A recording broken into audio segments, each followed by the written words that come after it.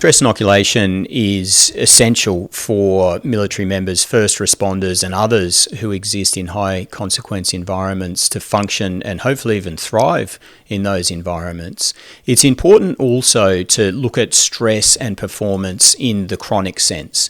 And what I mean by this is people who exist in those very high stress, high consequence environments can get a bit desensitized to how stressful that environment is. They can recalibrate and normalise that environment. And when we think of military members or first responders, these are the constant exposures to very abnormal stressors. This is the human suffering, the death, the dead bodies, the physical violence, the things that go with those roles, that over time you can become profoundly desensitized to the stress that that's having on your system, both physically and psychologically.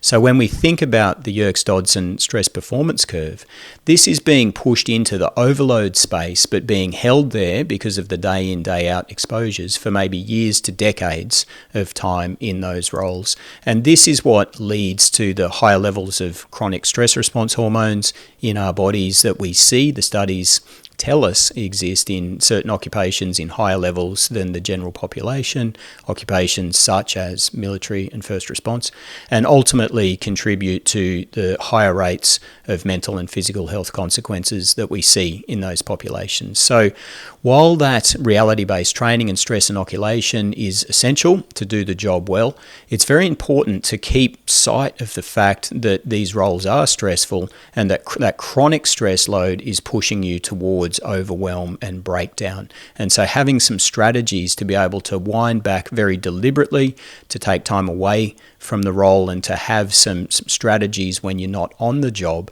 to be able to wind down your chronic stress response so that you're not existing in that overload space for years to decades, which is heightened risk of pushing into that complete overwhelm, breakdown, burnout.